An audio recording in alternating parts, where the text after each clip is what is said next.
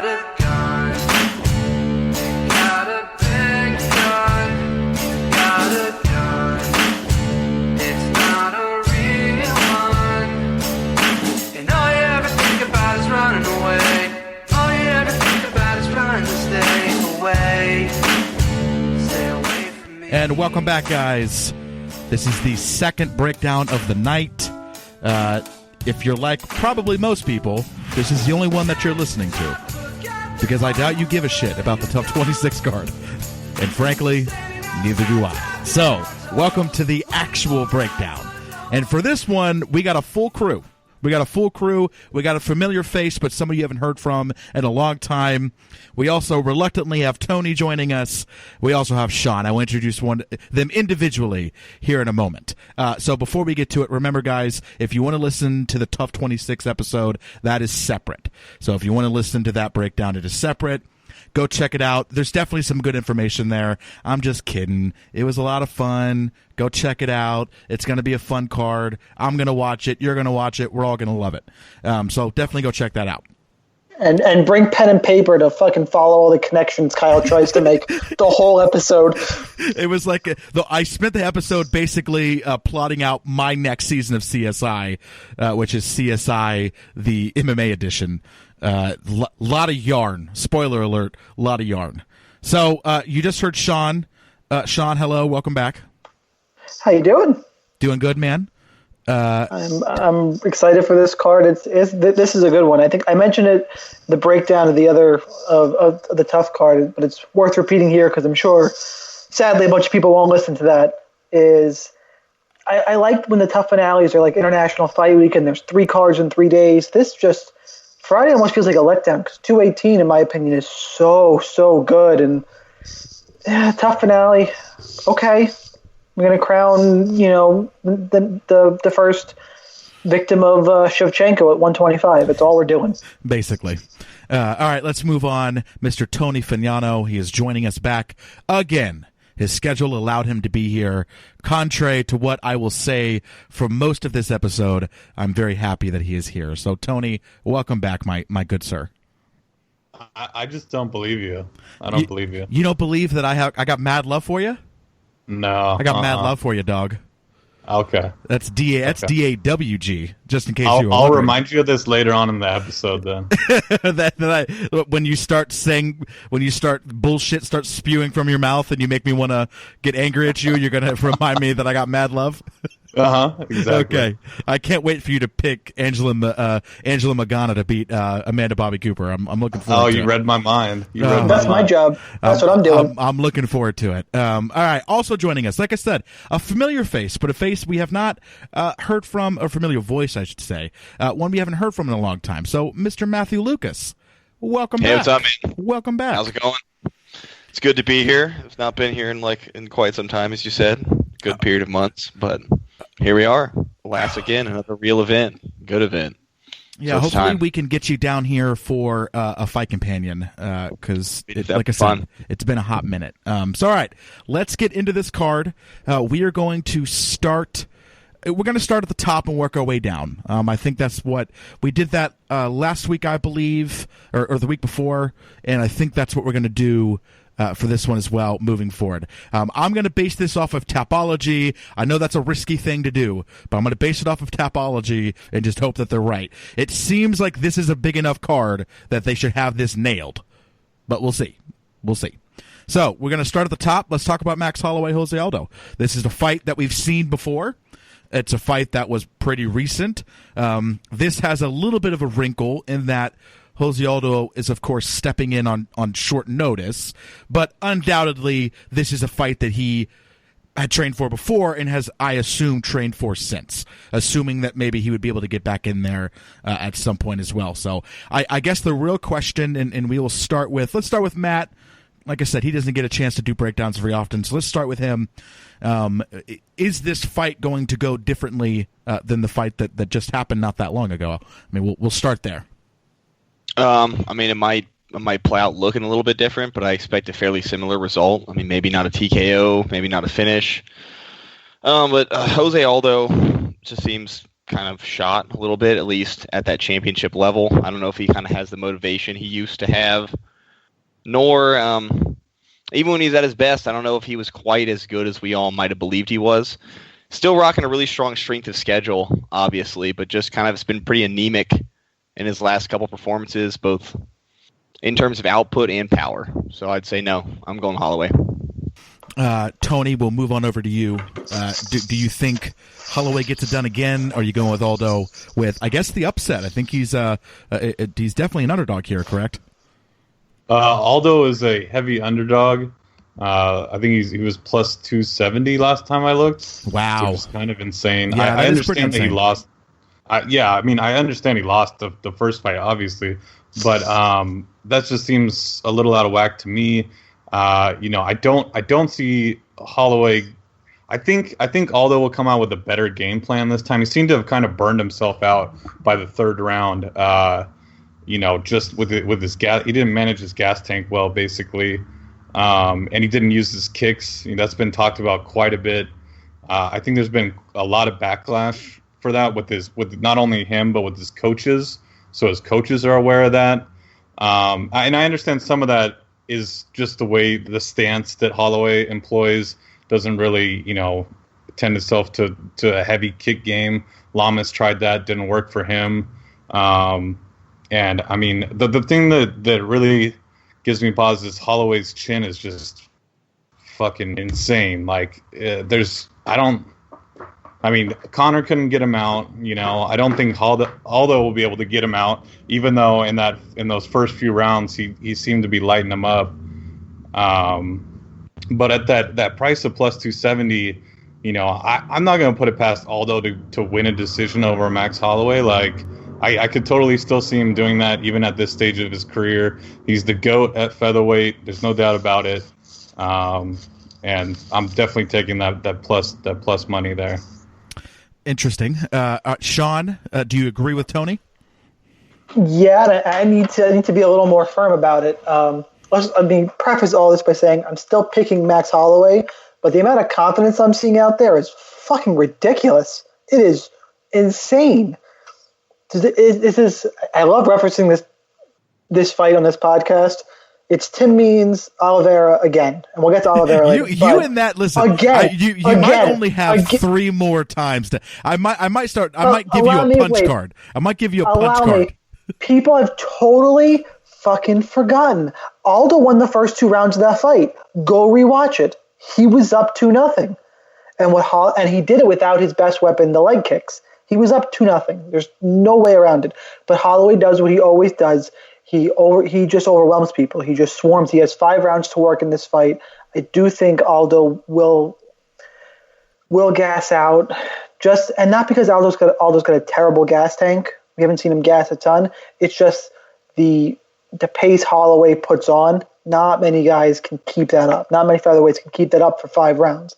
I think that's eventually where he wins here, but the price is just wrong. I don't have a bet on it yet, but if more Holloway money comes in, I'll lean Aldo. It's just how much do you need it to get to put money on it? 300, 325, somewhere in there. Wow. Okay. Where it just becomes stupid because I'm still picking Holloway to win because I think the volume is just too much. But he was up 2-0. Let's everyone remember. So Sean, I have handed you a punch card. It is official. Start from this moment on. You got 3 more times to reference Tim Means, Alex Oliveira, and then I start. Except it doesn't count because Alex Oliveira is on the card, so you do get to reference him. I don't even need it for that fight because he's gonna fucking smash Medeiros. Okay, good. So just in case you had to, we wouldn't count it for that. But you got a punch card now, so I'm going to keep track of it. Listen, I got a punch card for something else. I'm not going to say it because I want to make sure that I have more times to use it. So Matt, you're obviously you're not really an outlier. I think everybody is saying that they think Holloway is going to win. I think they're just saying there's good value on Aldo. So you're not really an outlier, but you seem to be more confident. I mean, I'll give you the final word here. I mean, do you have anything? Are you as confident as I think you are, or where are you at? Yeah, I mean, because I was looking at the numbers the first time they fought, and they were a lot closer and just the outcome of that last fight has shifted both of their numbers pretty meaningfully in terms of statistical quality. And coming in on 3 weeks' notice, like, I'm just not sold that throwing some leg kicks is going to be enough, because then you can get into that game that Darren Till played with Cerrone, where, like, every time he eats a leg kick, I'm just going to make sure to blast you in the face. And I just don't think all those gas tank and chin can hold up to Holloway's pressure, pace, and his chin over the course of 5 rounds, especially on 3 weeks' notice. It's just a bit rough. An Aldo leg kick is way different than a Cerrone leg kick. No, I know. Go watch the Faber fight. He fucking crippled Uriah Faber. That was gross. Yeah, but when was that, though? That's pretty. Yeah, but if and now it's a big if, I'm still picking Holloway, but if Aldo lands these leg kicks, what happens to Holloway's movement? What happens to his pressure? He can't use that. I mean, he's pretty effective at stance dancing, so he would have to eat up both legs pretty solidly, and like, it's been a long time since we saw him implement that strategy successfully. He tried, I guess he did that against. Man, I mean, I know the Faber fight. I'm trying to think if he really did a lot of leg kicking against Lamas. That was kind of his last most dominant fight. There's been issues with him. He went 1-for-1 with Frankie in his most recent Frankie fight. Got knocked out by Connor. Kind of, went 1-for-1 with Chad. Got beat up a bit in that fight. I mean, it's just been kind of a rough go for him. So, especially on the 3 weeks notice. I see what you guys are saying, though. Plus 325 or something is. Yeah, then it gets real. Then it gets real juicy there. Just to that be like, there's a bunch of public money. That's not smart money pushing Holloway to that point, right? Like, yeah. The big money bettors on Holloway were probably in 5 or 6 days ago. At the latest, they're not getting in now. So, all right, let's move on down the card. We have Alistair Overeem taking on Francis Ngannou. I think the fight that, well. There is another fight in this card that I'm looking forward to probably more than this, but it's real close. This is a fantastic fight. I cannot wait, and I think I imagine this whole panel is going to agree. So let's start with Sean this time around. Sean, I can't imagine you're picking Overeem, but talk to me. Where are you at? This is going to go one of two ways. I'm a huge Francis Ngannou fan, but it's either going to keep the hype train rolling, or everyone's going to come to a screeching halt here, because. So what you're saying is that this fight's going to go one of two ways. Either Overeem will win or Overeem will lose. Is that what you're telling me? No, either Ngannou is going to fucking crush him and smoke him in 45 seconds in the first. Anything that touches Alistair's chin is going to put him out. Or Ngannou's not going to be able to catch Overeem. Overeem technically is much better on the feet. It comes down to, can Ngannou's just physical strength and brawling get to Overeem? I think everyone's all on the Ngannou hype train. It's great. I love it. He's a terrifying human, and the fact that he speaks in, like, he's got a higher pitched voice that speaks in French actually makes him scarier. Like, it's horrifying, and he's just enormous. He subbed Anthony Hamilton with the Kimura, and in the interview, I don't know if you guys remember this, he said, yeah. They showed me that backstage. I was like, oh, I could rip a guy's arm off. Cool. Now, to be fair, it's Anthony Hamilton. It's Anthony Hamilton, so it's like there's a very real possibility that most people could beat Anthony Hamilton off of something they just learned how to do. So that's fair. To be fair, so everyone's picking Ngannou. My problem is that Overeem. He's been fighting smarter since he knows he has a chin issue. He's not as durable. He's been in war after war after war. He's been knocked out numerous times in his career, but he's a smart veteran fighter. I think everyone's expecting Ngannou to just bowl over him, and I'm thinking that's the most likely outcome. But again, so I'm picking Ngannou. I think he gets a knockout. But if Overeem were able to keep distance and get a decision for 3 rounds, it wouldn't stun me. So Francis Ngannou, I don't even know if this is super common knowledge. I imagine it is, but Francis Ngannou at the Performance Institute, measured his punching power, and it is the highest in recorded history.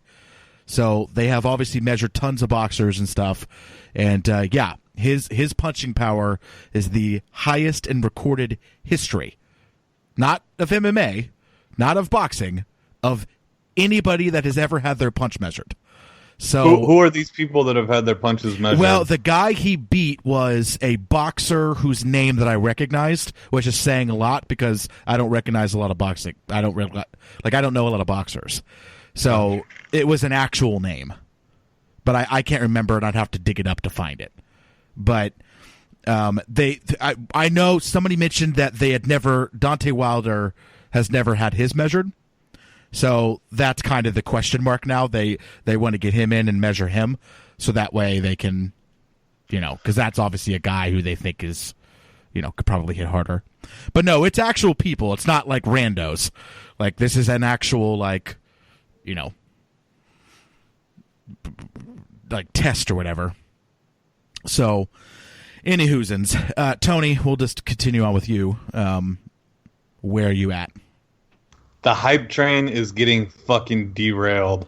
Get out of here. LoudMouth bet right now. It is. LoudMouth bet. LoudMouth bet. LoudMouth bet, period. Put your dick on the fucking table right now. All right, LoudMouth bet. So what do? I'll go all the way with it. What do you want to do? We don't have to do an apology video. What is all the way? I don't even want to know what that is. I don't know. Let's do it. Whatever it is, let's do it. Let's do the all the way bet. Oh shit. All right, let's think about this. You're that confident, Alistair Overeem? No, I'm not. I just want to fuck with you. Oh, you piece of shit. But I was so jazzed up. I'm like, dude, let's fucking whatever it is. Like, I will like. You have to do a fucking porn. Like, loser has to record a porn. Like, there's no way. There's no way that I was gonna let you get away with that shit. That was fantastic. Fantastic. Yeah, that was good. Good job, Tony. This is the second of 10 underdog bets that I took between UFC 218 and the Ultimate Fighter finale. Okay. I just kind of went a little bit crazy because I don't understand the lines here. I do think Nagano is hyped up. I understand he's legit. I understand he fucking hits like a truck. I understand that Overeem's chin is fucking shot. But at the same time, Overeem knows that as well. I think Sean hit every point that I was going to hit already. So I really can't say. So the question is, because basically what you're asking is like, how does Overeem win exactly? I would like that explained, because I understand that Sean addressed it, which is dancing out and basically not getting hit. But then I think at that point he's going to get a point disqualified at something. He's going to get a point taken away. No. Not by dancing. He's good. You control distance. You stick and move. You don't let Ngannou land anything clean. You stay out of a brawl. Yeah, but the problem is in order to stick and move, he has to stick, and in the process of sticking, his head's going to get knocked off. Well, the thing that Sean didn't mention was the clinch game as well. I think that'll be where this fight is won or lost. Is if good luck Overeem can initiate the clinch. Good luck. If he does. What was that? I'm just saying, good luck if he goes into the clinch. I think he's going to get manhandled. I'm sure people said the same thing about Mark when he fought Mark Hunt, and they're like, Mark Hunt's going to fucking knock him out in 30 seconds. Blah blah blah blah. Mark Hunt, guess what fucking happened there? Mark Hunt is incredibly and got fucking plastered. Mark Hunt is incredibly one-dimensional and not nearly as strong. Oh, he is he incredibly one-dimensional? Because what are the other dimensions that Nagano has shown? He's going to be able to get off his back if something happens. He can get off the fence if something happens. How do you know that, though? I haven't seen that. Yeah, he's fought nobody but fucking cans. I think he's been brought up the way that, the UFC basically treated him like an actual prospect, which is they fed him a bunch of shit. I think except for Curtis Blades. I don't think Curtis Blades is a can. But he's obviously like... If that's your best strength of competition, then that's not great. And Arlovsky, ever since that fight, has shown that his chin has improved. Because he didn't get knocked out by Tabor, he lost, but didn't get knocked out by him.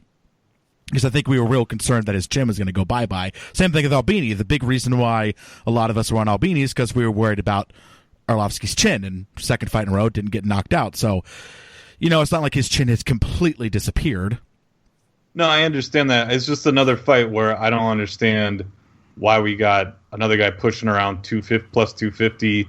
A proven guy facing someone who really hasn't done much to this point. And I'm sorry, Matt. I know we're losing you here. So let me. No, I'm here. Let me get over to you. I'm losing you as in we're talking too much. Oh no. But for me personally, that just sounds like a trap. That just sounds like, hey, let's make this Overeem line real juicy, so that way people start putting money on it, so that way we don't lose all of our money by everybody winning on their Ngannou bets. I mean, that just sounds like a trap. I mean, is the Earth also flat? Did you see that Elon Musk on Twitter? He said he goes, why is there not a flat Mars society? And the Flat Earth Society responded, that's because we've seen that Mars is round. We have not seen that the Earth is round. Thank you for your question. It's like, excuse me? I love that logic. All right, Matt, let's get to you. Okay. First of all, Matt, is the Earth flat or round?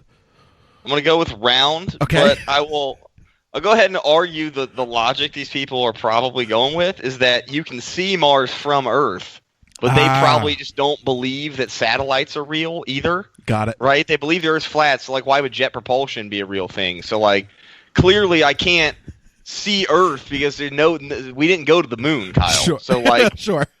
So like that those pictures aren't real, but we can see Mars from here. So there you go. So that's how. So Flat Earth Society 1 point, Elon Musk 0. Is that what you're saying?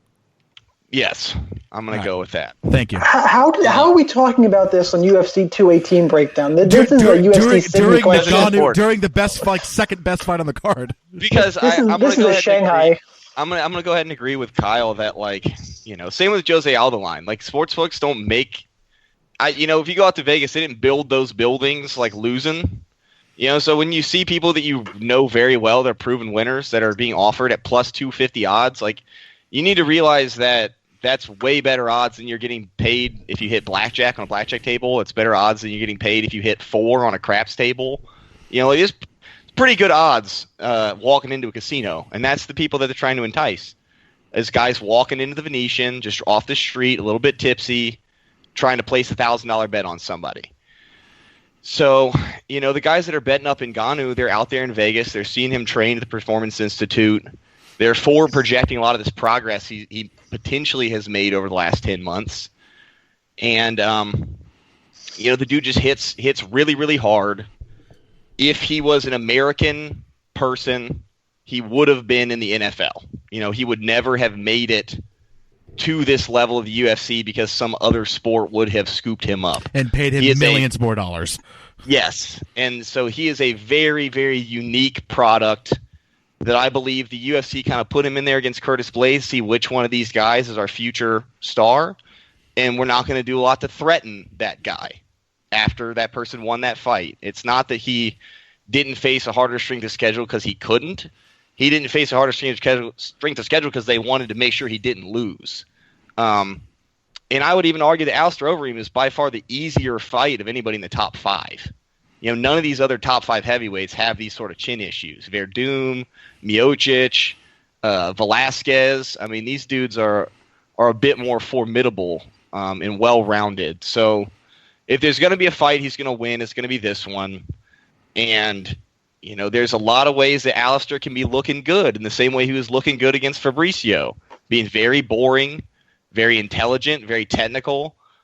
But, man, all it takes is one, jab even, just a power jab, and he'll be sitting back on his heels, and then he falls into that old kickboxer mentality of, shelling up, putting the elbows up, trying to defend strikes that way up against the fence, kind of forgetting there's no ropes behind him, like there would be in a K1 ring. He kind of still does that shit, and he pays for it, And I think if he tries to do that here, unlike just getting rocked by Hunt or rocked by these other people, he'll probably go down and get finished.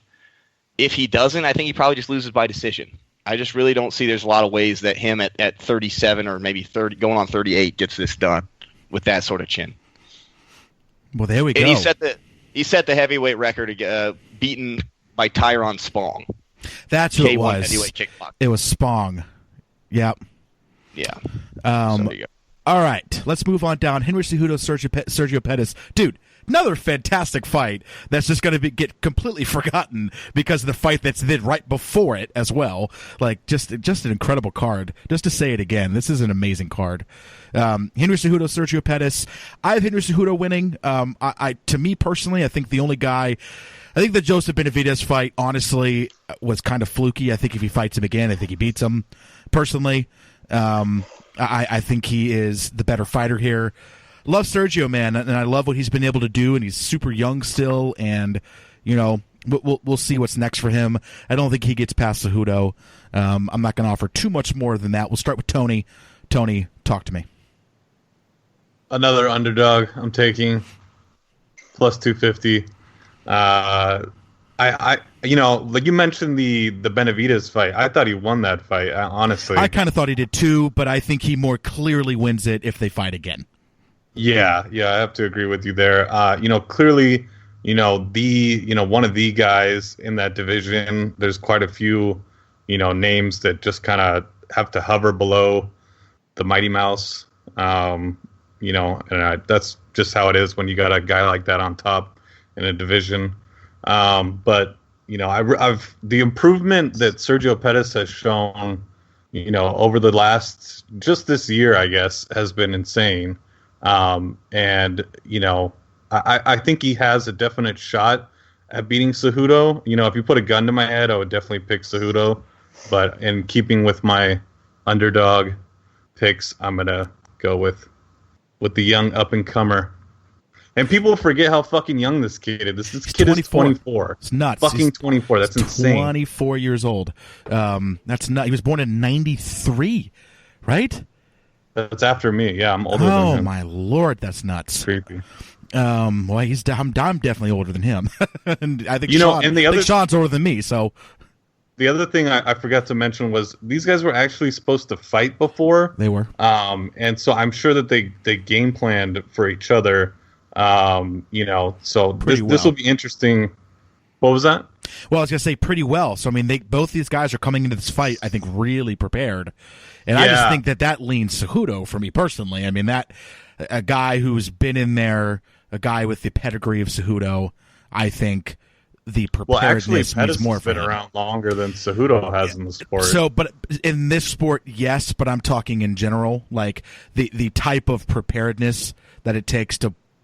I hate to bring it up because Cejudo brings it up enough for all of us, but to win a gold medal, right? The preparedness that goes into that is pretty immense, and so I'm talking from that perspective. That I think he's a very, very intelligent fighter, and I think that, you know, it'll get shown here. He's just, but I mean, listen, I'll be honest with you. If Sergio Pettis wins the fight, I'm not shocked. Most certainly. I'm not sitting back going, oh my God, I can't. If Ngannou loses, I'm literally floored. I mean, I am as shocked as I could possibly be. If Pettis wins, I'm not shocked. I just think Cejudo wins. Matt, thoughts, feelings, concerns? I'm going to go out here. Somebody tell me, is Pettis, where is he in odds compared to Overeem and Aldo? Is he like, you know, where's Cejudo in comparison to odds to Ngannou and Holloway as well? Like, Cejudo's minus 280, Overeem, Ngannou's minus 270, Holloway's minus 320. Okay, so for me, I'm putting $10,000 on Cejudo if I had to pick any three of those people. I don't like picking 5-round fights with big straight-up bets because I think too much public money gets on the guy that I want, generally. I don't like taking heavyweight bets at minus 250 odds or worse. I would be absolutely 100% completely shocked if Henry Cejudo did anything other than just walk through this fight. Ooh, I like the confidence. On every level of statistical analysis, and I'm a big stats guy, like there is just Sergio Pettis has no business beating this dude. I mean, even in his last fight against Brandon Moreno, when his striking was looking pretty sharp, really good argument that he gave up a 10-8 round in the first round of that fight. Just getting taken down and stay on his back for 4 minutes and 40 seconds. So, like, you know, he's got less strikes landed per minute than Cejudo, less accuracy, less dodge percentage, and he does not have a gold medal in the Olympics at wrestling. So it's like I'm failing to see what phases he's going to win. And then talking about improvements, I mean, I just think Cejudo, between Benavidez and Hayes, made as many improvements on his technique and his form as Pettis has made from, like, the Moreno fight since the loss to Caceres, basically. I mean, it's just... And when you watch the post-fight press conference after that Hayes fight, the dude's, like, just got this energy about him, man. Like, he's coming for Demetrius, and he knows it. And it's just... I'm not seeing in the way of that, man. Like 10 grand on Cejudo. Boom. That's my pick. What's your Twitter handle, Matt? I don't really have one. I need to get one, I guess. Like I just bet. He I'm stays Stars off. Prophet. he stays off the grid. Yeah, I guess proverbially. I mean, I just like the for big straight up bets, the 125 weight class. A lot of times, skill disparity comes out more than any of these other weight classes, and I just think Cejudo's on a different level, especially with Pettis being 24. Like this is maybe where I think he's going to see that next level. Like, okay, this is what I really got to aspire to. I got to get to this point if I want to be a champion. I like it. Sean, where are you at confidence level? Yeah, I think Cejudo wins. I'm pretty confident too. I'm not. I trying to follow Tony's logic because I always, I like to listen to the other side, but Sergio Pettis couldn't stop a Brandon Moreno takedown in the first couple of rounds. I don't think he's going to be able to stop Cejudo. Yeah, it's like, how the hell does he stop Cejudo? Like, how the fuck is he going to try that? No offense to Moreno. Moreno's great, man. I thought he really came out of nowhere for a lot of people.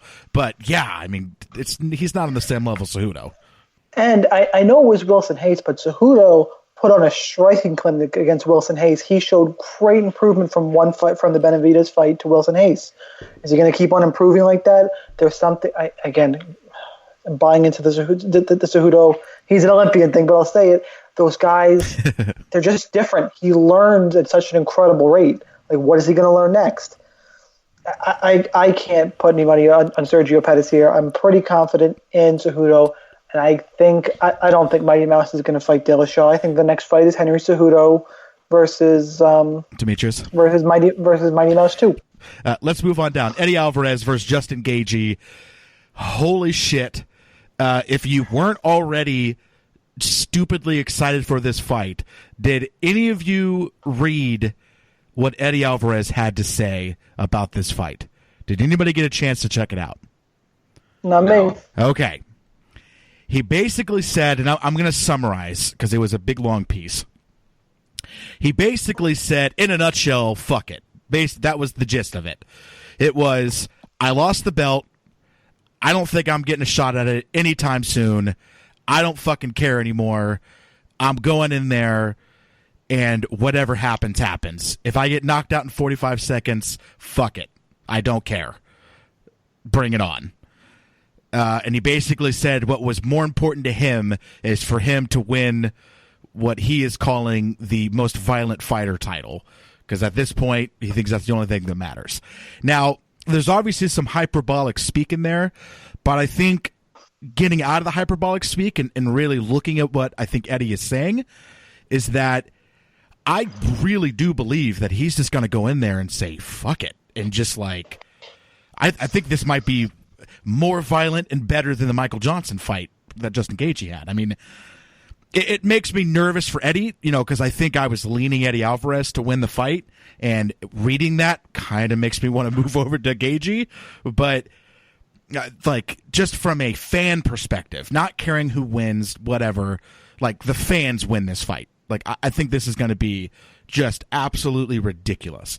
Because it's two guys with such a similar pedigree, and that they get knocked down and get back up. I mean, that's like their thing.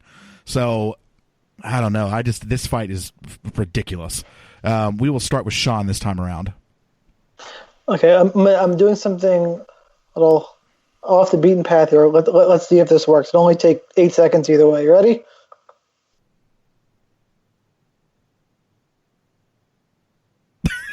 Nothing happened. That's great comedy. Just Nothing happened. Damn it! Nothing happened. I tried to play the Mr. T clip from Rocky. Oh, okay. Prediction from this fight is pain. It's for however long it lasts, it's going to be fucking great. It is, and I don't know why Alvarez's comments would talk you one way or the other, because that's what a Gaethje fight is. It doesn't matter what your game plan is. He's going to march towards you. It just makes me concerned that he is going to fight stupid, which I don't think that helps any. You know what I mean? He's going to fight smarter than more stupid than he did against Connor, circling towards his left hand. That seems like a great fucking idea. But that's what I'm saying. Like, that's why I'm moving away from Alvarez, because I'm just like, I don't like the idea of him fighting dumber than I feel like he already does anyway. And now I think it's just all bets are off. He's going to go in there and just charge him immediately and just start swinging. And I don't think that's a good idea. I mean, why not? Why not? You know, I know. I'd be interested to see if someone could back Gaethje up.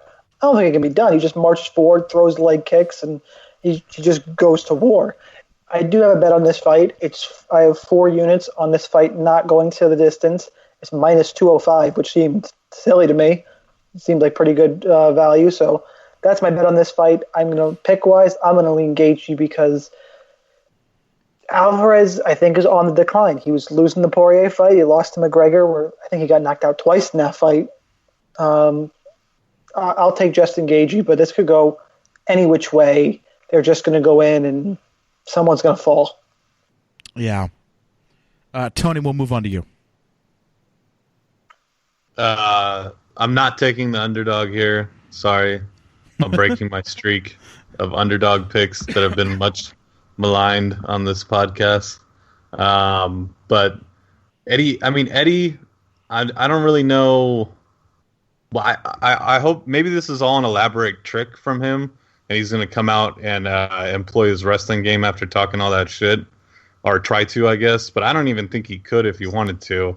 Gaethje's takedown defense has been tested quite a bit, even when he was gassed out in the World Series of Fighting. I remember fights where the guy still couldn't take him down. And you're talking about a guy who, basically we have an iron chin going up against a guy who's getting knocked down or knocked out at like his last.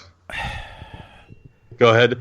Well, no, I have a problem because I don't think Gaethje has an iron chin.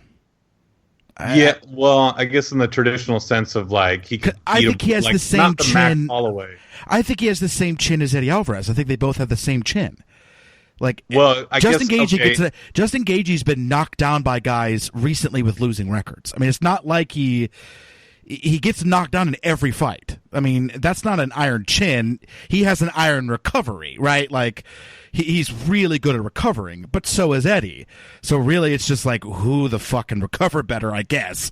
You know what I mean? And who hits harder? Eddie just hasn't been recovering as quickly. Agreed. You're talking about it. He also has nearly twice as many fights as Gaethje now. 100%. I feel like, yep. Yeah, Eddie's kind of almost like a warning for Gaethje, like, if you continue fighting like this is, this where is you're going to wind up at. Yeah. Yeah. It's like, you can still recover, right? Like, Eddie's coming back in the Poirier fight and stuff. Like, he's still got it. I mean, he still can recover, but it seems to be he's getting knocked down more, and he's also recovering less. I completely agree with you there.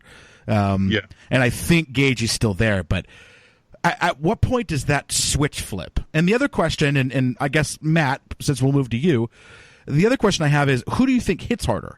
And does that really matter? Like, is that the factor in this fight? Kind of who hits harder? Who hits or who kicks harder? Sure. So, Matt, both of those questions to you. Eddie Alvarez punches harder, but he loads up more, so he lands less often. I mean, like, he needs you to overcommit to the pocket to land clean on your chin. I mean, it's what happened to RDA. The issue I kind of have with Eddie, which, I mean, I get your argument, Kyle, as well, but it kind of requires a wishful reading of both the RDA victory, which has some pretty major asterisks with it, and then the Poirier kind of comeback, which has more problems to do with how, to me, Poirier just gets extremely sloppy when he gets people hurt. That's what made him pay against Michael Johnson as well. Outside that, you're talking about an Eddie Alvarez who got outlanded by Anthony Pettis and got outlanded by Gilbert Melendez and got outstruck 2-1 by Donald Cerrone. Right? It's the same dude. So, like, he's saying he's going to throw caution to the wind, but those three guys outside of Cerrone are not been doing so well lately, and Cerrone's on a 3-fight losing streak, but especially Gilbert Melendez. I mean, man, that dude is like 1-5 in his last 6 fights. Sure. And had a PED failure, and he went to a split decision, got outstruck by him. So it's like, I kept coming down to, like, they're basically the same fighter. It's kind of a mirror match. They have similar chins, but one has been through a lot more wars. Not that Gaethje hasn't been through wars, but He's 18-0. Eddie Alvarez was fighting back in 2005 over in Japan. Yeah. And it's so hard to not go with the dude who's younger, longer, and undefeated doing what he's doing versus the guy who has been losing lately or going to no contests with that style. Because they both get the fight they want. I think that's what you're cluing into. Eddie Alvarez is getting the exact fight that he dreams of. The problem is this the wrong opponent? Sure.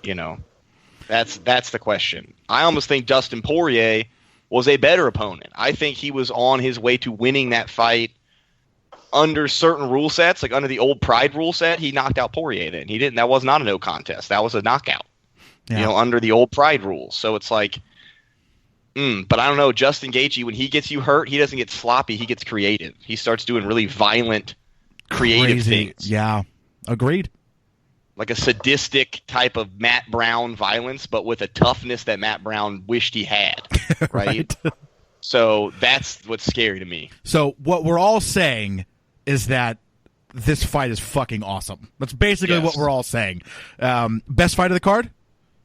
Fight of the night vote for sure. Yeah. Fight of the night? Fight of the year? Yeah, potentially. I mean, if it slabs its bill, it could be the best fight ever. But then you get it overhyped. So we're just going to put it at fight of the night. Fight of the night. Let's just all calm it down. I don't think it's going to last. I don't think it's going to last long enough to be fight of the year. You think this could end in the first, and really that? Can you imagine? What if this? Okay, guys, Can I put on my dream hat real quick? What if this goes to a decision? Oh my God! Can you imagine? Like whoever put aside from the 4 units I just lost, in the distance. Yeah, and whatever weird person put both of them on their DraftKings team in a tournament. Like right? What? Yeah, Get a cash game. They both score 100 points. Yeah, but one of them scores like 180, and the other one scores 100. I'm like, what? Yeah. I think this fight's going to be a bit of a letdown. That both these guys are better. Like they're both known for recovery, but they're both good finishers when they get someone hurt. I think the first person to get hurt, I don't think there's going to be that usual chance for recovery. I think whoever gets hurt first is going to just get finished. Awesome, man. All right, well, let's talk about the last fight of the main card, a.k.a. the first fight of the main card. Michelle Waterson taking on Tisha Torres. This is one where I feel like I have a really strong read, but I don't know. I'd like to see where everybody else stands before I give it. So, Matt, we'll start with you. Michelle Waterson, Tisha Torres, where are you? Tisha Torres. I'm pretty confident in it. Is anyone picking Michelle Waterson? I am. You are? You know it. I'm picking all the fucking underdogs. Why do you even have to ask? Tony, are you really picking? Okay, but you didn't. I got pick 10 underdogs. I know, but you didn't. But you didn't pick. You did not pick Overeem. You picked Nagano. What? I picked Overeem. Oh, he picked Overeem, kind of. You picked backhandedly. Right now, you're saying Overeem wins the fight. Yes or no? Yes. You said that you bet on him, but you weren't picking him. That's not what I. No, rewind the tape. Okay, so hold on. I just want to get this straight. You're straight up saying Aldo wins. Yep. You're straight up saying Nagano wins. Yep. You're straight up saying Pettis wins. Yep. What? Not Nagano, Overeem. Sorry, guys. Aldo, Overeem, Pettis. Okay. And you're not picking... And Michelle Waterson. Okay, and you're not picking the underdog for Gaethje Alvarez, and you're saying Michelle Waterson wins. Yep. Wow. What? Okay, how does Michelle... Sorry, Matt. I'm going to move to Tony. How does Michelle Waterson win? How does Michelle Waterson win? I mean, she has multiple paths to victory here. Well, what do you mean, how did she win? Tell me those paths. I think she has the better submission game. Okay. Obviously, Tisha Torres is, a kickboxer turned wrestler, at least in her last few fights. I don't think that's the strategy she wants to employ versus Waterson. I think she'll go back to her high output kickboxing kind of style. And I think in the clinch is where Waterson could definitely do some damage and get some trips and take Torres down and win some points. This is another fight where the odds just don't really line up for me. I looked up and down these cards and just saw, crazy plus money everywhere and decided to go a little bit nuts. And we'll see how it shakes out Sunday morning. Well, like I said, Sunday morning. I'm talking about from a pick'em perspective. I'm not worried about odds and shit for pick'em. This is just a straight pick'em. If you were in a UFC pick'em group, who are you picking? You know what I mean? So you're saying in a pick'em group, you're picking Alistair Overeem to beat Ngannou. Probably not. No. Well, that's what I'm asking, Tony. No, but you can't look at things through that prism. That's doing a disservice when you're not looking at odds. Well, listen, it's because the odds are separate. I'm saying we're talking about odds separately. So at the end of the day, we're still making picks on who wins and loses fights. I mean, I have to convince myself that these are the right picks. Because you got money on it. Yeah. All right. So, Matt, I'm going to go back to you. So you got Tisha Torres here. How's she getting it done? I mean, really, she's just a way better striker, just more complete fighter. I think she's has a lot more upside right now. Michelle Watterson, did not do a very good service for herself against Rose Namajunas. I mean, I know it's the current champion, but that was an ugly fight for her. And then back in 2014, she got submitted by Horacia Tiberico in Invicta. So she's sandwiching 2 wins and 2 losses in her last 4 fights, and she's only fought 3 times in the last 3 years, or 4 times the last 3 years. This will be her 5th fight. And one of them was against Paige Van Zandt, and the other one was against Angela Magana. Yeah, good Lord. I'm not a huge. You couldn't have an easier strength of schedule than that. But Tisha Torres was 6-0 as an amateur. She's 9-1 as a pro. Her only significant losses outside of the loss to Rose Namajunas, which she also has a victory over, is just on tough, both by decision. She trained American Top Team for years and years. She's the girlfriend of Raquel Pennington, trains with her frequently, who is a very talented 135er. She is the second best striking defense in the entire UFC, only behind George St. Pierre. So it's 72.3% dodge percentage, is the second highest in the entire organization out of 500 fighters. So I take huge issue with the idea that Michelle Watterson is going to find a way to outstrike Tisha Torres on the feet. So then she's relegated to grappling, which her whole takedown game is relegated to what I consider the most newbie of noob takedown attempts, which is the head and arm throw. Which is not something you see done in men's MMA very often, because it just generally just gives you people back mount automatically, which is what happened to her against Rose and happened to her against other fighters. So I am not sold on Michelle Watterson. I'm betting on Tisha Torres here. I think it's pretty simple. Sean? Yeah, I'm actually leaning towards Michelle Watterson. And Tony hit on a point in that I think Tisha Torres is going to go out and try to employ this volume kickboxer type strategy. It's who she is, and even it's when I watch, sometimes it's more even boxing than kickboxing. And the other point that was just brought up was that you take issue that Michelle Watterson can outstrike Tisha Torres in a kickboxing match, sure, but Michelle Watterson does have that funky sideways stance, karate point fighting style, and that's where she could have the advantage. I don't like betting on Tisha Torres. That volume striking, and it's a big if Michelle Watterson can keep distance and frustrate Tisha the way Wonderboy Thompson frustrates opponents and catch her coming in, I think if the fight does hit the ground, Watterson has a decent sub game. Rose Namajunas has a very good ground game. I know Watterson got choked out by her. I don't think Torres' ground game is on that level. Now going back to the very beginning of this conversation, if it's a straight pick'em, I'm going to lean Torres. But with any kind of odds involved in this, I jump right over towards Watterson because the line is a little too wide, in my opinion. Torres right now, minus 245. Michelle Watterson, plus 205. It's like a 9,100, 7,100. That could be way off. Let me check DraftKings real quick. On DraftKings, no, Amanda Bobby Cooper's 9,100. That's why that's stuck in my head. Fuck. Torres is 8,600. Watterson is 76. It's not as bad as I thought. I like those prices for Torres. I mean, yeah, I just maybe. think American Top Team Cowboys is for 300 more. Yeah, American Top Team is a really legit grappling gym. That's Tisha Torres' base. And I think Jackson Wink is just pretty overrated, man. I think on their last 18 of their fighters who have had fights have all lost. I'm trying to keep a tab. I need to get the exact number, but it's been pretty bad over You the last have not 6 months. you have not listened to many recent episodes because I think me and Kyle a few episodes ago basically blew ATT for 10 minutes. Yeah. They are clearly the best gym.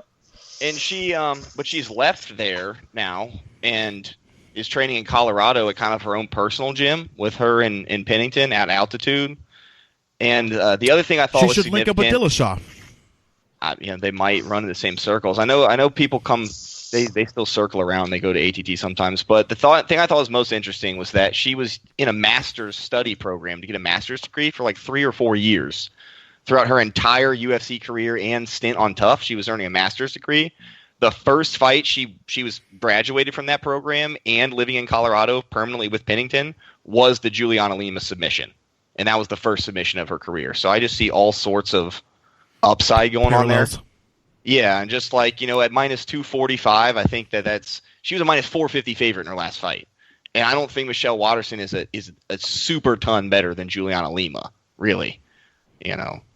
So Juliana Lima went to decision with Jon Jacek, like before everybody realized Joanna was such a monster, but that's what I'm saying. So I will we'll wrap up the main card because we spent 50 minutes on that main card. But I honestly, man, it was worth it. Like if you're listening to this right now and you're like, man, this has been long, it's worth it. Like this is one of the best main cards we've had in a while, and honestly, the prelims are really good too. So, awesome. All right, does anyone need to go? Tony, Matt, Sean, I'm here. If anybody needs to Do go, you want me to go? No. I'm asking if you need to. No way. No, right. we just need to run through these. I mean, I can't spend another hour on these. Yeah, let's go down. I have an idea. I have an idea if we should try and give a pick in like one sentence, being as hyperbolic and hilarious as possible. Okay, fantastic. Let's try that. So, we're going to go through a speed round. We have Paul Felder taking on Charles Oliveira. My pick, that's all I'm going to give, is just my straight-up picks. My pick is Paul Felder. I think this is a much easier fight than Ally Quinta, although it definitely has its risk. All right, we will start with Sean. Taking Paul Felder, Charles Bronx Oliveira is inconsistent as fuck. Don't trust him. His only UFC wins: Miles Jury, Will Brooks. Paul Felder, better than both of those guys, beats them on the feet. Decision win for Felder. Tony. Another underdog, Bronx. You're high. Submission. he gets the choke early on and shocks the fucking world. Did Tony come on here just to troll? Is that why he came on the podcast today? Just to troll? I'm going to defend Tony a little bit here on this one. All right, Matt. I'm not picking Oliveira this time. This is where I'm going to do this.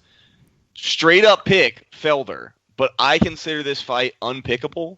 So then, if Bronx is available at like heavy plus odds, then that's where you got to put your money, bro. I'm sorry. Buy like submission, like buy a prop odd, so you can get like plus 500 or something wonky. Have a good time. Don't bet on Paul Felder as your straight-up bet, people. He's not that reliable of a fighter. Yeah, I was going to say, that's my issue with Paul, is that I don't think he's that reliable either.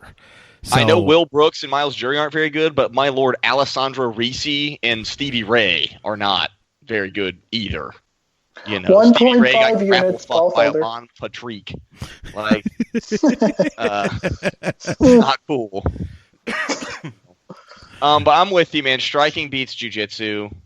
And he's got the strength advantage. And really, Oliveira's coming in on 3 weeks' notice. That could work to his favor, but I've seen this story with him before. He generally only good for 5 minutes when he comes in on 3 weeks' notice. So, Felder in the second. All right. Alex Oliveira taking on Yancy Medeiros. Yeah, I mean, this is pretty clear to me. Sean, we'll start with you. Cowboy, to use Kyle's word, thunder strikes. Fucking Medeiros. Medeiros makes a habit of getting hurt and rallying. Oliveira's underrated. Medeiros is not going to recover. And Oliveira, by the way, that uppercut against Ryan LaFleur, I was in the building for that one. I was fucking savage. I don't know if TV did it justice. That uppercut was savage. Tony. Do we have the DJ Khaled sound clip? Another one? No? No, we don't. Up? Oh, sorry. I'll get it queued up in a second, but another one. We got Yancey. He's a new monster at welterweight. I'm telling you, he just came on here to troll.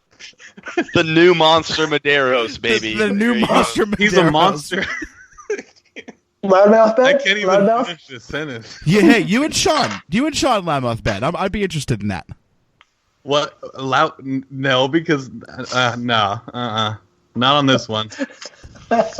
Maybe on a future underdog that I'm about to pick in 5 seconds. Okay. But yeah, Yancey Medeiros is a new monster at welterweight, and he takes out Alex Cowboy number 2 Oliveira. All right, Matt.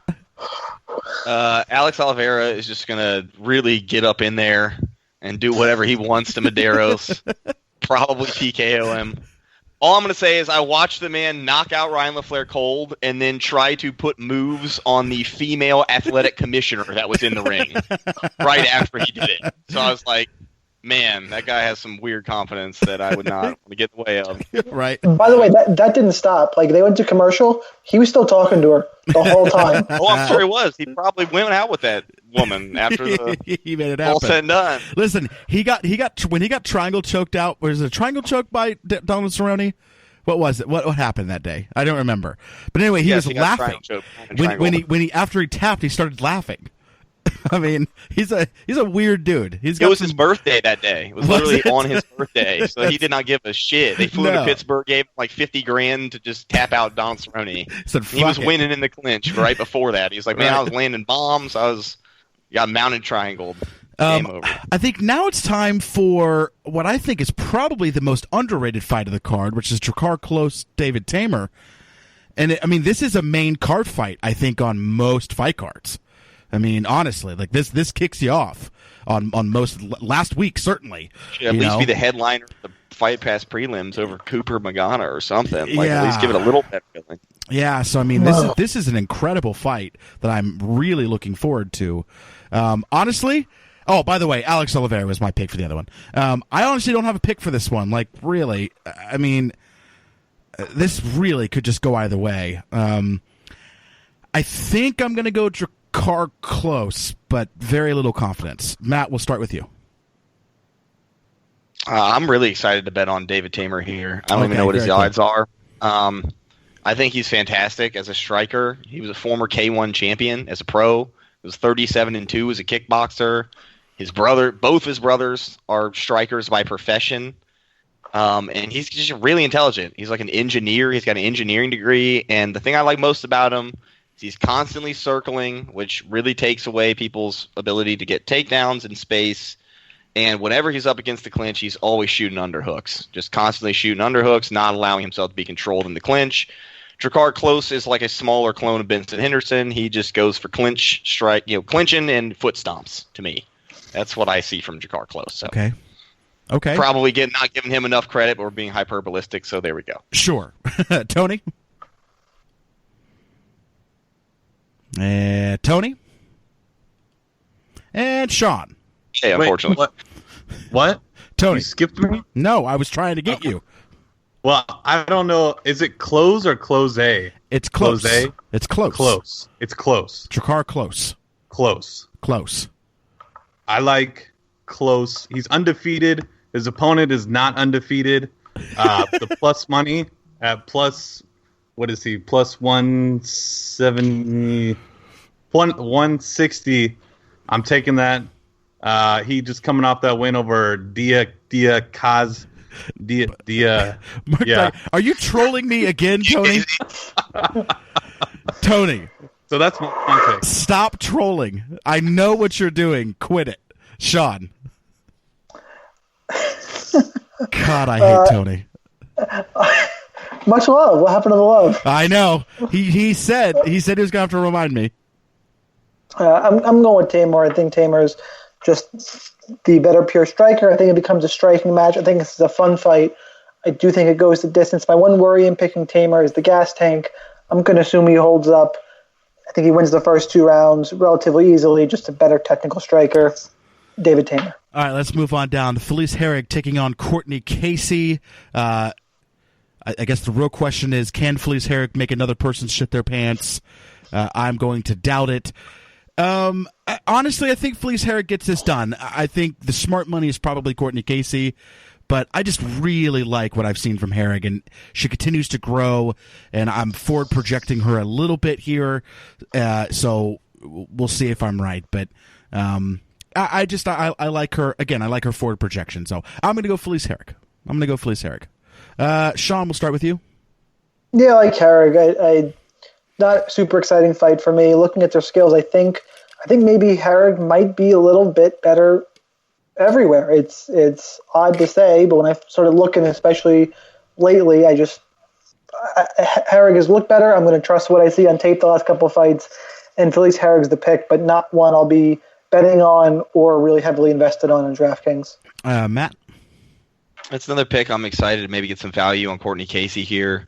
I really like that she is a brown belt in jiu-jitsu. Her husband's black belt. They kind of, they teach jiu-jitsu out in Hawaii, so I think that kind of removes a little bit of Herrig's jiu-jitsu game, especially with the height and reach. I believe that on the feet, although Herrig has that kickboxing background, she's pretty repetitive.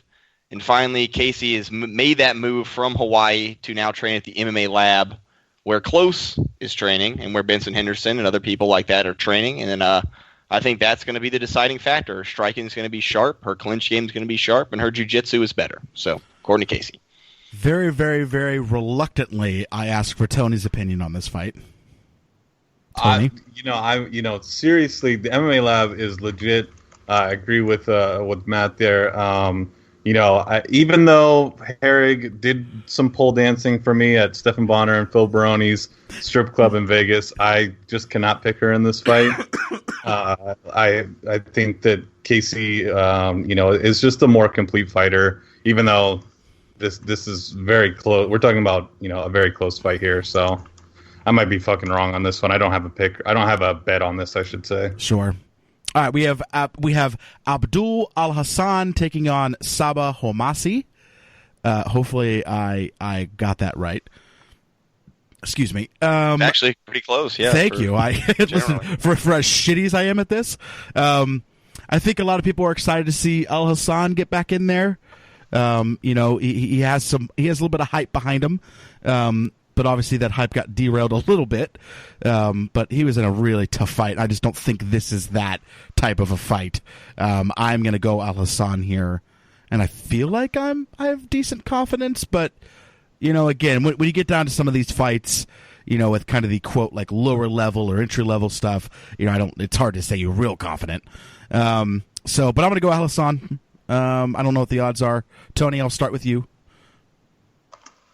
Okay. Well, thank you for the confidence. Al Hassan was doing things, I wouldn't call it regional, but it kind of is when you're on the Bellator prelims. It's basically regional, sure. Where he was just, knocking everybody the fuck out in the first round. And he kind of continued that with Charlie Ward is basically a regional fighter as well. So, but I mean, Akhmedov. Yep. I think I said that right. Is the legit opponent. Legit. I thought he won that fight. I thought he did a great job. He was very impressive, and he's kind of getting a layup here. So I'm picking. Yeah, Al Hassan. I think he gets this done. It'd be hard for him, I think, to Homasi's just not on that level, man. He's just. Like you said, I think Homasi might be kind of a regional fighter, I think he's kind of right there. So, Sean? Yeah, Razak Al Hassan finishes Sabah Homasi. We haven't seen in a year. It's the one thing I worry about. What kind of improvements has he made? But he's a low-level fighter. Al Hassan's got really good power. Eventually, one of these exchanges, I think he'll put out Homasi. Matt? Yeah, I'm all in here. Razak Al Hassan's going to be probably on all my DraftKings teams. The dude's black belt in judo for over 20 years. If you look into his backstory, not going to go into all of it, but it's almost like he was kind of hand brought from Africa to America to be with a certain judo coach that didn't want to leave him behind. And then he got taken from Milwaukee to Texas because this certain kickboxing coach didn't want to leave him behind. Ends up being a primary training partner of Johnny Hendricks at kind of the height of Team Takedown. And really, even in his last fight, his last couple years, that whole team has been in disarray. But now you look at where he's training. He's been training at Fortis MMA, same place Rashad Coulter trains, along with the personal gym of that same kickboxing coach. Also doing a really, really legit strength and conditioning program that equals kind of what goes on at ATT. So I think Abdul Razak Al Hassan dunks the layup. He is the true new monster. Medeiros already has hot fire competition before his fight even starts. There it That's is. what I'm saying. All right, Dominic Reyes taking on Jeremy Kimball. I got Dominic Reyes here with pretty decent confidence. Sorry, Jeremy Kimball. I know that Jeremy Kimball, I think, got a knockout that surprised many people. Dominic Reyes, I think the hype is real. I think the hype is real with Dominic Reyes. I questioned him last time. I will not make that mistake again. He gets it done. Matt, we'll start with you. Jeremy Kimball would make a fantastic middleweight. Moving on. Tony. I like that they're building up another potential star here. Dominic Reyes by destruction. They're kind of just giving him cans as he's moving his way up. I wouldn't even call Jeremy Kimball a can. But, he's not a can, but he's giving him definitely guys that he's a middleweight. He's a middleweight. I agree. He's a bloated middleweight. Yeah, they're giving him guys that he can beat. Which you criticized UFC in the past. They're doing the right thing now. So yeah, exactly. Well, and I think there's something similar. This isn't the same example, but this is shades of Nagano, right? I think they're just they want this guy to win, right? They want this guy to become. They're desperate to get people in that 205 division. So if they can build this guy up and get some hype and get people paying attention, and that's desperately what they want. So, Sean. Hopefully Dominic Reyes knocks the fucking idiotic beard off Jeremy Kimball's face. He's gonna submit him, man. Submit him. You don't like that beard? That beard is offensive to all of us who have beards. Now, we do have a hot take. Matt said submission. Yes. I think that's a hot take. Dominic Reyes, I believe on his UFC page, he came in second in the International Brazilian Jiu-Jitsu Federation Worlds in 2015 at Blue Belt. Jeremy Kimball earned his Blue Belt in May. So he did. He went to Jeremy Kimball went to Thailand to train at Tiger Muay Thai for the first time ever for this fight. So his striking is going to be on point. His clinch game is probably going to be on point, but he's a true middleweight. He got submitted by Chris Camozzi at middleweight. If you get submitted by Chris Camozzi, and you already have 5 submissions on your record, like I just think he might get submitted quite easily. Okay. Yeah, that's possible. I like it. I feel like that's somewhat of a hot take. All right, you can make some money off of that too. Yeah, you probably could get like plus odds or something by submission. So let's get to. This is the best fight of the night, I imagine. This is one that we are all definitely looking forward to. We have Angela Magana taking on Amanda Bobby Cooper. Amanda Bobby Cooper, 2-3. Angela Magana. The Puerto Rican Nightmare. What was her last? Hold on. What is her record? 1, 2, 3, 4, 5. She is on a 5-fight losing streak, ladies and gentlemen. So she has never won a fight in the UFC. She has not fought since July of 2015, and now she's fighting 2-3 Amanda Bobby Cooper. So, all right. You got to do it. This really, really upsets you, doesn't it, Kyle? Sean, we're going to start with you. Oh, good. Hooray. I'm not going to go as fast here. Amanda Bobby Cooper is 2-3. She's a -4 fucking 70 favorite. Are you kidding me? I don't care that Angela Magana, fucking, if you know what the guard is, you shouldn't be -4, like a -470 underdog or +375 underdog as Magana. Holy Sean, do you know where God. she's training right now? Currently, Magana? Oh, no. Probably fucking inside Chris Cyborg's sweatshirt. I don't know. That would be better. She literally conducted her entire training camp in San Juan, Puerto Rico, with no electricity. I'm not kidding. That is the God's honest truth. Still, you shouldn't be a 375 dog to Amanda Cooper. If this fight hits the ground, Makanya's probably going to win because Cooper sucks down there, and Cooper's striking isn't that good. I know Magana is shit. This is not a defense of Angela Magana. She's fucking terrible. If Amanda Cooper finishes her, I'm not going to be super stunned, but minus 470 is just, it's wrong. It's fucking wrong. Magana is to play on DraftKings to 7,100, and I'm going to throw up. I'm going to throw up every time I make the play. Hard pass. Do not play her on DraftKings.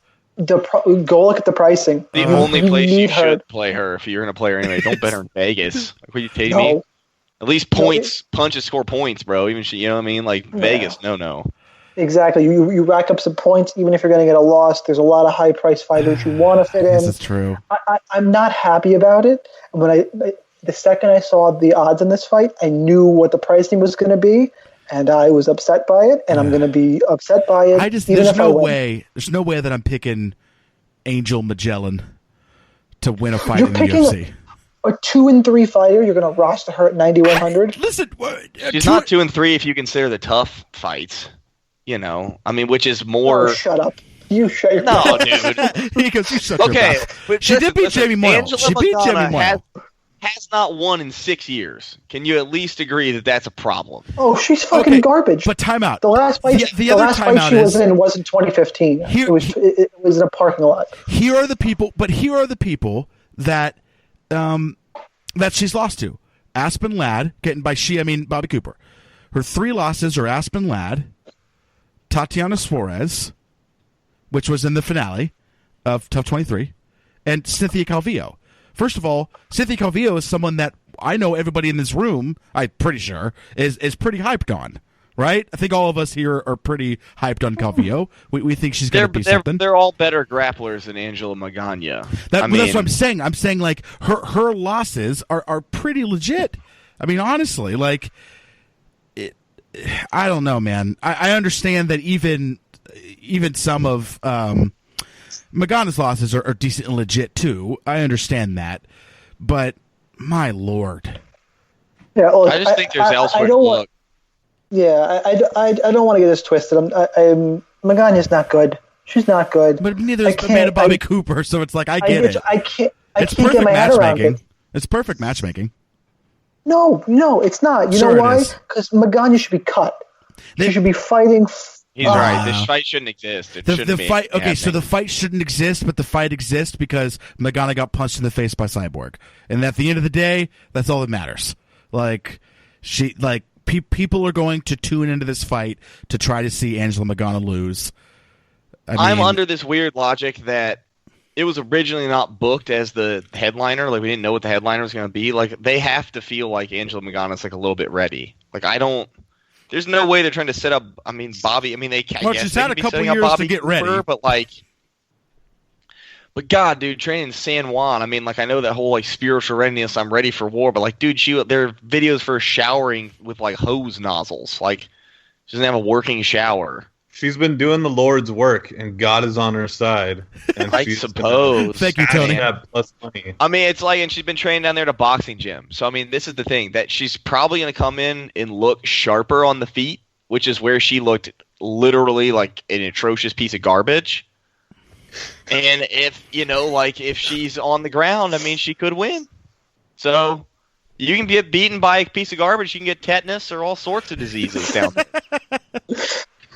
Oh God! All right, my pick is Amanda Bobby Cooper, but my lord, Magana all day, all day, every day. Tony, I'm going Cooper just to restore sanity. We can't have all three of us go Magana. Although of all of the plus odds underdogs that Tony's bet on, this one actually makes the most sense because it's like plus 350. All right, listen. And like, all right, listen. Okay, Sean, are you picking Angela Magana? I don't remember. Pick 'em or odds? Both. Just pick 'em, Cooper, odds, Magana. I'm same. All right, so we're all kind of pick 'em, Cooper, but Magana with the odds. I Cooper guess also I agree. wins the Smash or Pass contest. It doesn't make any sense. Time out, Tony. Tony, say that one more time for the people in the back. I said Cooper also wins the Smash or Pass contest, so there's that. It's true. Which must upset Angela Magana something awful. Oh, you know it. You know, She's got that's Instagram extra motivation. She's got Instagram pictures lined up for as soon as she loses or wins. She's Exactly. gonna blast them. Right. Oh my God! All right. Last but certainly not least, Alan Crowder taking on Justin Willis. Justin Willis is a really, really fun dude.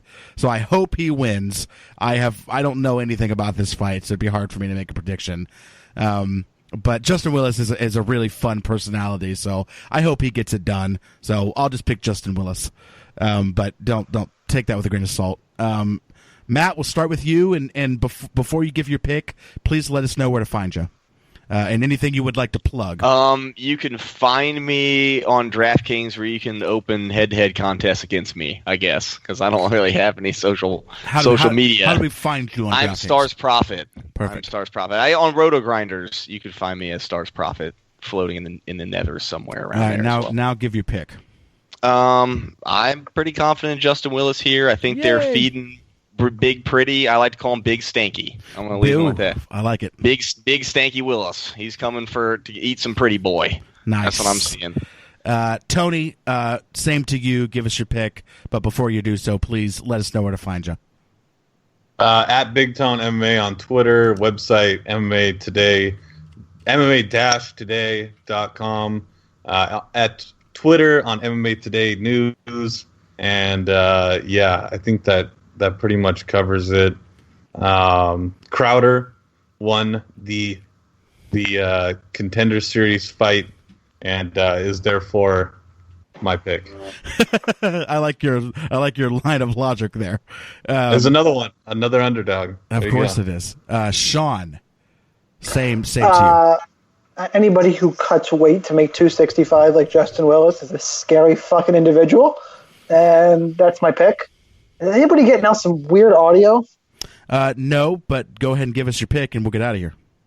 Oh, God, I can barely hear myself. I'm going or with not Justin give us Willis. your pick, but go ahead and tell us where to find you. You're supposed to do that first. Oh, well, whatever's happening on my end is so loud I can't hear myself think. But you can find me on Twitter at the DFS Sniper. Also, we'll have episode of the DFS Express on LoudMouth on the LoudMouth MMA iTunes, Stitcher, SoundCloud channel. It'll be up on Tony's website, which he'll plug in a second. And if you want to play me on DraftKings, name there is Cactus Jack 2, and I'm not going to be playing Stars Profit. Yeah, I don't make a point of playing you either, Sean. So there you go. But, look at you guys. Look at you guys jerking each other off. I like it. There you go. Yep. The double Dutch rudder, sir. Okay. That's what we're None here of that for. touching dick stuff. Yeah. Only forearms. Tony, who wins the smash or pass? Sean or Matt? We haven't seen Matt yet, so I don't know. I mean, he hasn't shown his face, so I'm going to have to go by default with Sean. All right. Well, there you go. All right. I'm going to play the theme music, guys. Please don't hang up. And but for you at home, this is the end of the episode. So thank you for tuning in.